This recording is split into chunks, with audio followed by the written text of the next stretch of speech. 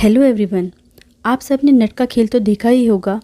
ऐसे ही एक बार दो मल्टी स्टोरी बिल्डिंग्स के बीच में बंधी हुई एक तार पर एक लंबा सा बांस पकड़े एक नट चल रहा था और उसने अपने कंधे पर अपने बेटे को बैठा रखा था।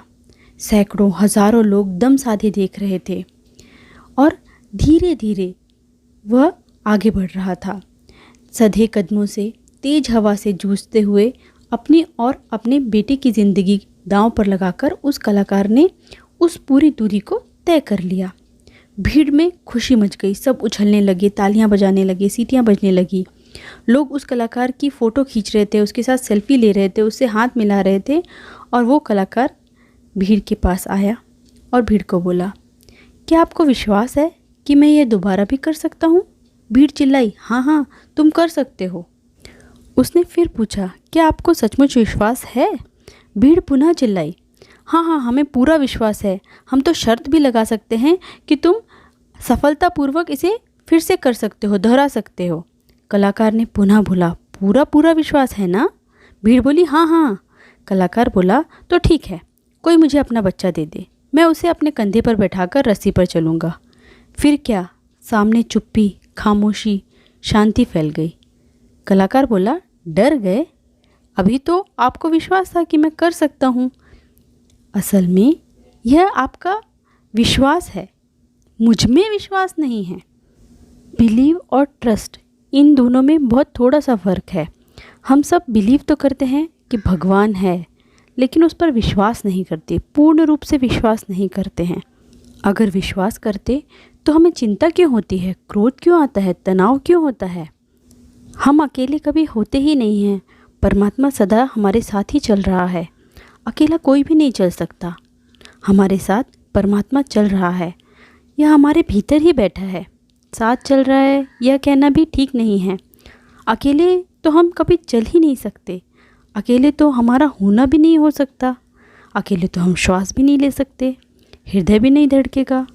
उनके सहारे ही यह धड़क रहा है, वही धड़का रहा है, वही धड़कन है, वही श्वास ले रहा है, वही श्वास है।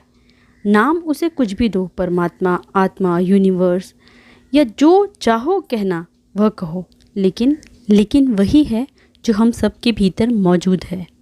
प्रत्येक मनुष्य के भीतर ही उसका मंदिर है। कहीं और मंदिर खोजने मत जाना, नहीं तो असली मंदिर से वंचित रह जाओगे। सुनना हो वेद को, कुरान को, तो सुनो, भीतर सुनो।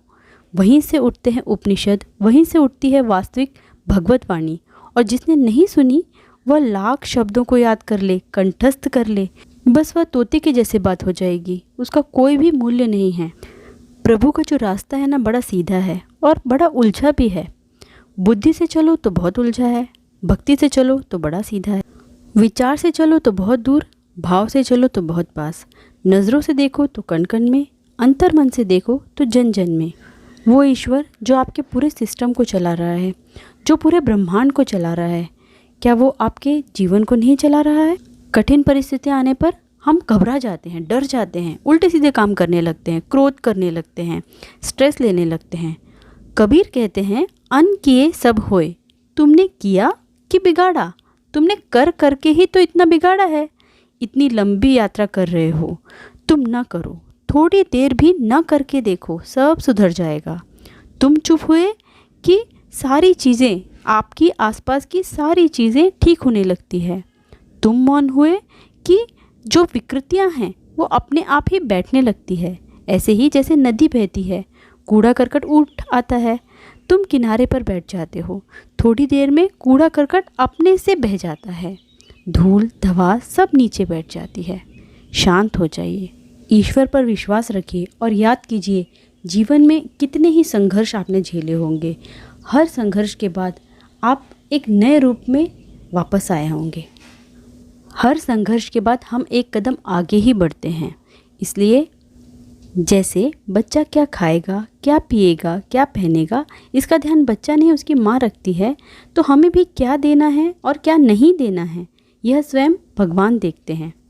ईश्वर ऐसे डायरेक्टर हैं जो सबसे कठिन रोल बेस्ट एक्टर को ही देते हैं। अपना मन ईश्वर को दीजिए और अपना जीवन ईश्वर को सौंप दीजिए। किसी ने क्या खूब कहा है, मंदिर गए तो ईश्वर को पत्थर में पड़ा पाया, मस्जिद गए, खाली पड़ा था। चर्च गए, सूली पर खड़ा था। और गुरुद्वारे गए, ढका हुआ था। मगर भीतर गए तब मालूम पड़ा कि वो तो अंग संग खड़ा था। मिलती हूँ अगले वीडियो में। तब तक के लिए मुस्कुराते रहिए, खुश रहिए और दूसरों में भी खुशियाँ बांटिए।